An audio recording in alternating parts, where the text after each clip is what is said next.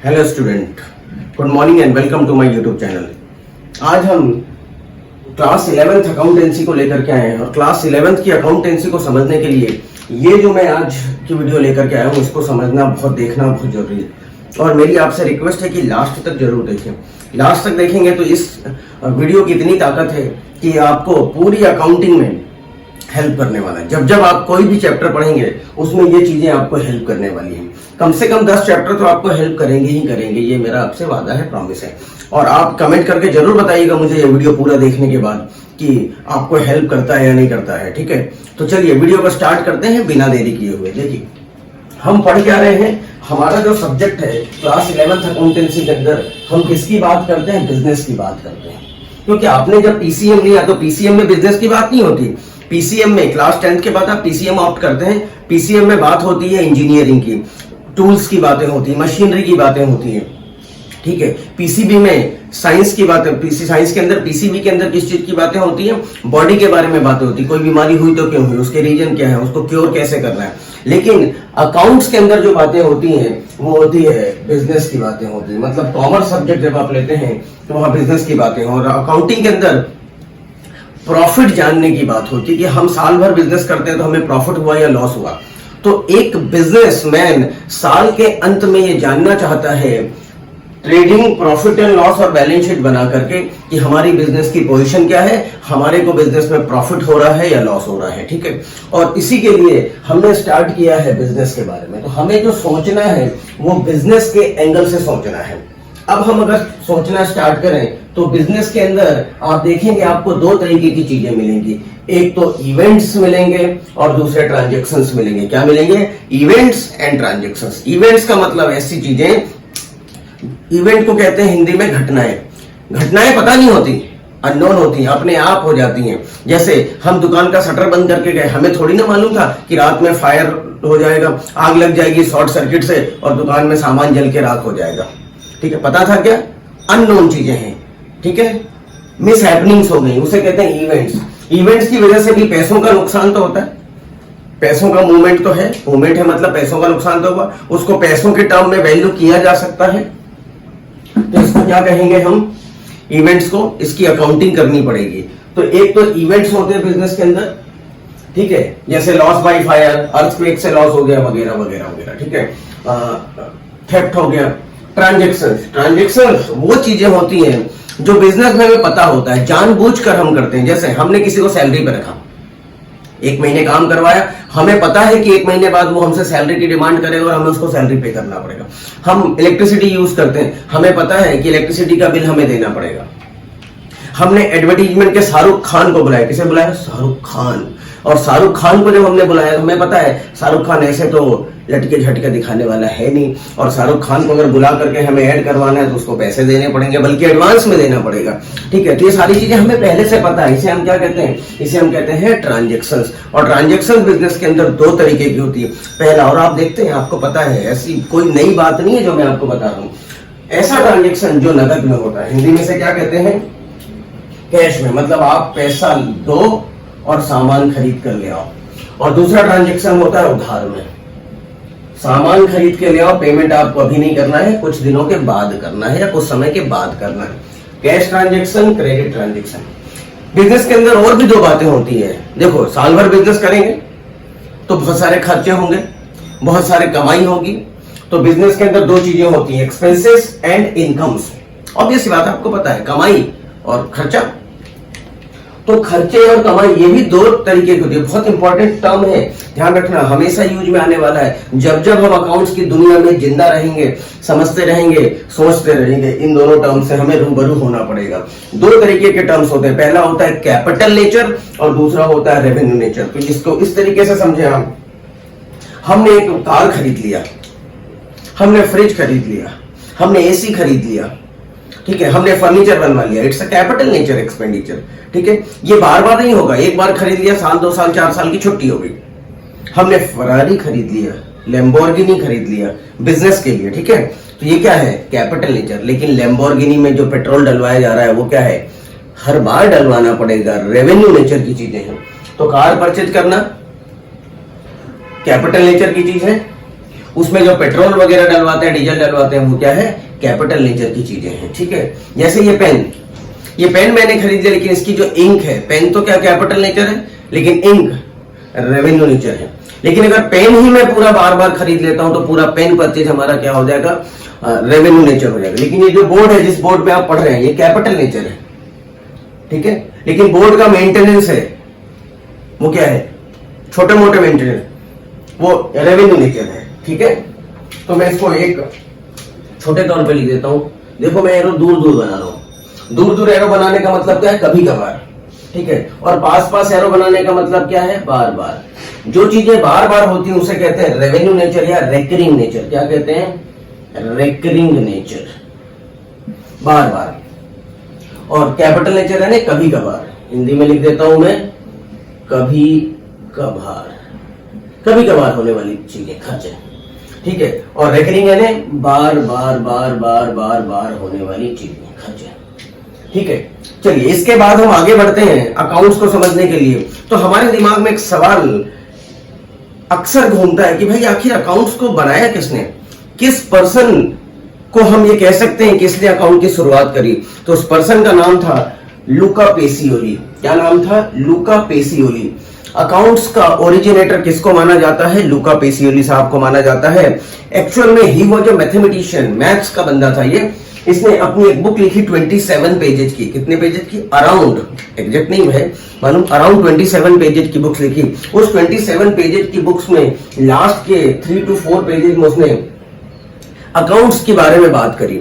इसने कहा कि अकाउंटिंग के अंदर हमें कुछ इस तरीके की बातें लगती हैं, जिस तरीके की बातें मैथ्स के अंदर होता है। मैथ्स में जिस तरीके से हम left hand side equals to right hand side कहते हैं और प्रूफ करते हैं थ्योरम को, LHS hence it is proved that LHS equals to RHS, आप क्लास 10th में करके आए। इसी चीज को ध्यान में रख करके उन्होंने कहा कि अकाउंट्स के अंदर भी कुछ डबल एंट्री बुक कीपिंग जैसा दिखता है। मतलब हर चीज के दो पहलू होते हैं। जैसे हेड है तो टेल है, सूरज है तो चांद है, रात है तो दिन है, लड़का है तो लड़की है, अच्छाई है तो बुराई है, वगैरह वगैरह वगैरह, ठीक है। इसी चीज को जैसे प्लस माइनस है ना, स्विच में आप देखो इलेक्ट्रिसिटी का फ्लो कब होता है, जब एक निगेटिव होता है एक पॉजिटिव होता है। घर में भी होता है, एक नरम दल के लोग थे, एक गरम दल के। मम्मी मालूम पड़ा गरम दल की है तो पापा क्या है, नरम दल के। पापा गरम दल के हैं तो मम्मी नरम दल की है, ठीक है। तभी जाके गाड़ी आगे बढ़ती। दोनों गर्म हो जाए तो हमेशा आए दिन विस्फोट होने लग जाए घर में भी, पता ही है आपको, ठीक है। तो डबल एंट्री जैसी बात होती है, ठीक है। अब इसके अंदर अकाउंट्स की डेफिनेशन, अगर इस तरीके से हम अकाउंट्स की डेफिनेशन बनाए तो एक बात और हमारे समझ में आती है कि भाई अकाउंट्स को जो व्यक्ति लिखता है उसे क्या कहते हैं। तो मैं सिंपल से एक एग्जांपल देता हूं। क्रिकेट खेलने वाले को क्या कहोगे, क्रिकेटर ही कहोगे ना, फुटबॉलर तो नहीं कह सकते। और फुटबॉल खेलने वाले को फुटबॉलर कहोगे, ठीक है। उसी तरीके से अकाउंटिंग करने वाले बंदे को क्या कहेंगे, अकाउंटेंट। जो अकाउंटिंग का काम करेगा उसे क्या कहेंगे, अकाउंटेंट। तो एक बात हमारे दिमाग में एक बात फिर से आनी चाहिए कि sir what is the definition of accounting. तो अकाउंटिंग के डेफिनेशन में बहुत अगर सिंप्लीफाई मैनर में लिखूं तो अकाउंटिंग की डेफिनेशन देखिए, यहां लिखता हूं। Accounting means recording of transaction, recording of transactions in a systematic manner is called accounting। बात खत्म हो गई। क्या कह रहा हूं मैं, recording of transactions in a systematic manner is called accounting. Transactions क्या होता है, ट्रांजैक्शंस वो होते हैं, लास्ट फर्स्ट पार्ट में लेकर के आ चुका हूं, वो अगर नहीं देखा हो तो जरूर देख लीजिए ट्रांजैक्शंस क्या होता है, मैंने बताया। फिर भी मैं थोड़ा सा फटाफट बता देता हूं। ट्रांजैक्शंस वो होते हैं जिनको पैसों में जिसकी वैल्यू की जा सके उसे हम कहते हैं ट्रांजैक्शंस, ठीक है। तो recording of transaction in systematic manner, यहाँ पे इंपॉर्टेंट क्या है, सिस्टमेटिक मैनर। और किसी भी चीज को सिस्टमेटिक बनाने के लिए कुछ रूल्स एंड रेगुलेशंस की जरूरत पड़ती है, ठीक है। अब हम आगे बढ़ते हैं। अकाउंटेंट को जो अकाउंटिंग करने के लिए डेटा चाहिए वो कहां से मिलेगा।